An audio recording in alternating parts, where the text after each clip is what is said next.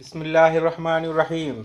تاریخ کا ایک طالب علم جب اس ملک ہندوستان پر نظر ڈالتا ہے تو اس کو دو چیزیں بہت نمایاں نظر آتی ہیں، ایک مسلم نوجوانوں کا ذہنی انتشار، دوسرے مسلمانوں کے درمیان صحیح اسلامی رابطہ کا فقدان۔ موجودہ حالات میں مسلمانان ہند جن حالات سے دوچار ہیں، اس کے نتیجہ میں مسلمانوں کے سربراہ اور رہنما طبقہ میں صحیح راہ عمل متعین کرنے کی صلاحیت رفتہ رفتہ ختم ہوتی جا رہی ہے۔ ایسا نظر آنے لگا ہے کہ ان کی قوت فیصلہ جواب دے چکی ہے اور وہ اپنے آپ کو بہاؤ کے رخ پر ڈال چکے ہیں۔ دوسری طرف اس صورتحال کا طبعی اور نفسیاتی اثر یہ پڑا کہ ذہین اور حساس مسلم تعلیم یافتہ طبقہ میں ایک روحانی اضطراب اور ذہنی انتشار پیدا ہونا شروع ہوا، اور اب اس نے ان کو مایوسی کے دروازے پر لا کھڑا کیا ہے۔ وہ کچھ کرنا چاہتے ہیں، ان میں کام کرنے کا حوصلہ اور ولولہ ہے، ان کی صلاحیتیں اور ذہانتیں بے تاب ہیں اور کسی میدان کی تلاش میں ہیں، لیکن وہ اس سلسلہ میں صحیح رہنمائی اور ہمت افزائی سے محروم ہیں۔ وہ اسلام کو سمجھنا چاہتے ہیں اور اس کی خدمت اپنا ملی فرض سمجھتے ہیں، لیکن ان کے سامنے اسلام کو اپنے وسیع معنی اور صحیح شکل میں پیش نہیں کیا جاتا، اور اس کے لیے وہ اسلوب اور طریقہ اختیار نہیں کیا جاتا جو ان کے دل و دماغ کو متاثر کر سکے،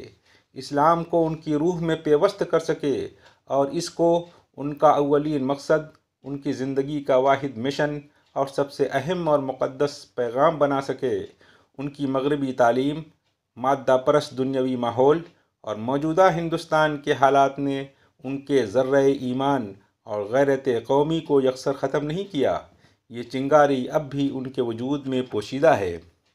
لیکن ہمیں یہ بات کبھی نہیں بھولنی چاہیے کہ نازک اور خطرناک مواقع پر اکثر اسی ایمان کا سہارا لیا گیا ہے۔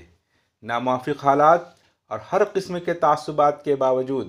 ہمارے صاحب ضمیر مسلم نوجوانوں اور عام مسلم طبقہ میں جذبہ اسلامی اور غیرت ایمانی پورے طور پر زندہ ہے، اگرچہ اس کا اظہار صحیح رخ پر نہیں ہو پاتا اور اس سے پورے طور پر کام نہیں لیا جاتا۔ اس پر شور و ہنگامے اور گلہ و شکوہ کے بجائے آگے بڑھ کر رہنمائی کرنے کی اور اس کے قلب و جگر میں اترنے کی ضرورت ہے، بیچ منجھدار میں آنے کی ضرورت ہے، اس کے مسائل کو تحمل اور حقیقت پسندی کے ساتھ سمجھنے اور حل کرنے کی ضرورت ہے۔ اس کے لیے ہم علماء کرام کو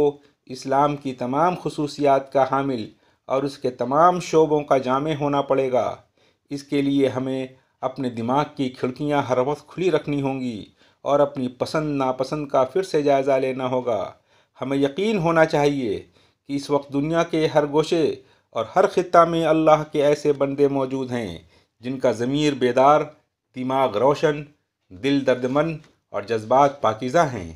لیکن قوم کی پریشان حالی کی مثال ایسی ہے جس طرح کسی اندھیری رات میں کوئی قافلہ بکھر جائے اور ہر ایک کو دوسرے کی خبر نہ رہے، اور ہر شخص کا یہ احساس ہو کہ وہ تنہا اور اکیلا رہ گیا ہے اور اس کے سب ساتھی بچھڑ گئے ہیں۔ اگر اس کالی اور اندھیری رات میں صالح قیادت اور مخلصانہ رہنمائی کی روشنی مل سکے تو یہ قافلہ پھر متحد اور منظم ہو سکتا ہے اور اپنے راستہ پر نئی قوت، نئے عزم اور نئے حوصلہ کے ساتھ اپنی منزل کی طرف رواں دواں ہو سکتا ہے۔ دعا ہے کہ اللہ تعالی ہم علماء کرام کو قوم کی صحیح رہنمائی کی توفیق نصیب فرمائے۔ آمین ثم آمین۔